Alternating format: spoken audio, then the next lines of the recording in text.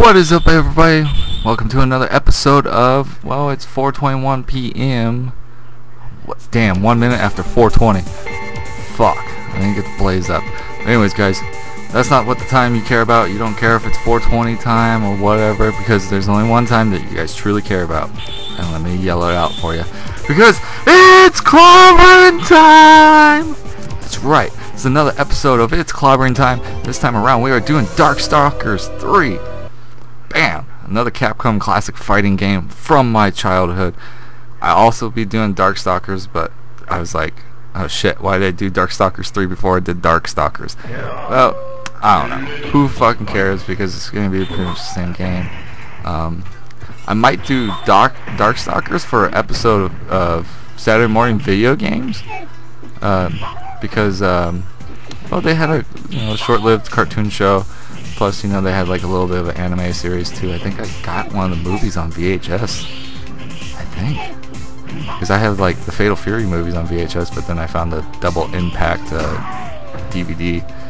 But anyways, guys, so Darkstalkers was a way that Capcom came up with, a way because they wanted to do a fighting game, but they wanted to use the universal monsters like Frankenstein, Dracula, werewolf, and yada yada yada.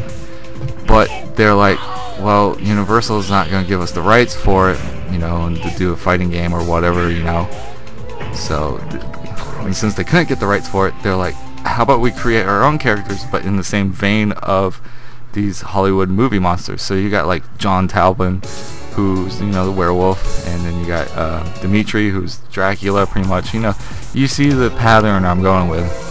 Rukia is the creature from the Black Lagoon, but they gave them all these cool little different things that created made them different from the Universal monsters. So they want to get copyrighted and strike down and be like, oh, you're using our copyrights, blah blah blah. That's why John Talbot's a fucking martial arts expert werewolf.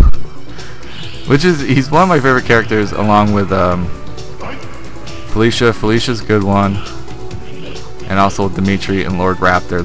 They were like my favorite ones. I'm probably better with John Talbot than I am with anybody else, but they were always, those were my favorite ones. Dimitri, Felicia. Felicia was pretty much, she's the fucking mascot of the series besides Morgana. But those ones, Morgana, appearing in pretty much all the fucking Marvel vs. Capcom series as well. So, she's one of the mascots along with Felicia. Felicia's just the one everybody remembers, Cat Lady. That's pretty much doesn't have a lot of fur in certain spots. So, yeah. But yeah, this is a fun fighting game. It was made in the sense of just like a Street Fighter fighting game. It's got the 2D old school cartoon graphics and all that. Nothing 3D special about it. Like how all the new Street Fighters and Marvel vs. Capcom and all that has gone 3D. This still has the whole 2D cartoony graphics, which I love about old school Capcom games. Because they were the best. They were the best when they had these graphics, because they could do so much with the graphics, unlike where it's really harder for them to program stuff. Well, Capcom's good at everything except for releasing a new Mega Man game. Gotcha there, Capcom.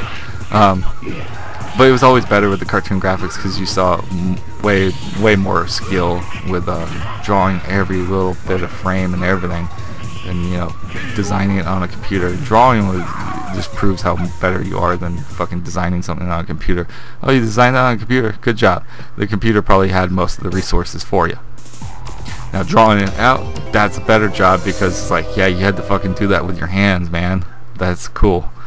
But yeah, it's a fun little fighting game. You got your supers, you got your specials. Just like a normal, Capcom old school fighting game. Nothing special about it besides the fact that they're monsters instead of like actual human beings and stuff like that. You got zombies, you got a werewolf, you got Dracula, blah blah blah. Such and forth. Anything else that I could say about this game is nothing really. I mean, a lot of people don't remember it, but for me, I love fighting games, so I remember Darkstalkers no matter what. Because it was just one of those games that always stuck out in my mind. It's just like Killer Instinct, A lot of people probably long gone and forgot about Killer Instinct, but those characters are so memorable to me that they just stand the test of time, and I remember them no matter what. Even if like it's just a random picture out of context, doesn't say Darkstalkers or anything, I'd be like, oh, that's so and so from this game, you know. And people were like, how do you know that? It's like, dude, I played this shit when I was a kid, so of course I know this stuff. But yeah, great, fantastic game. I highly recommend picking up Darkstalkers 3. For whatever reason, the PlayStation Network doesn't have Darkstalkers 2. It has 1 and 3. Well, anyways, I got them on during a flash sale, and it was like dirt cheap. I think like $2 a piece for both of them, and that was awesome. So I'm glad I have them on my PlayStation 3, so I can go back and play them. Especially if my buddy Sal comes over, we can bust out this, because it's one of our favorite series as well. Not a lot of people remember it, but me and him both remember it and cherish it. But anyways, guys, I've been the Retro Nerd. This has been an episode of It's Clobberin' Time, and we were playing Darkstalkers 3. Capcom Classic. Highly recommended. Retro Nerd out.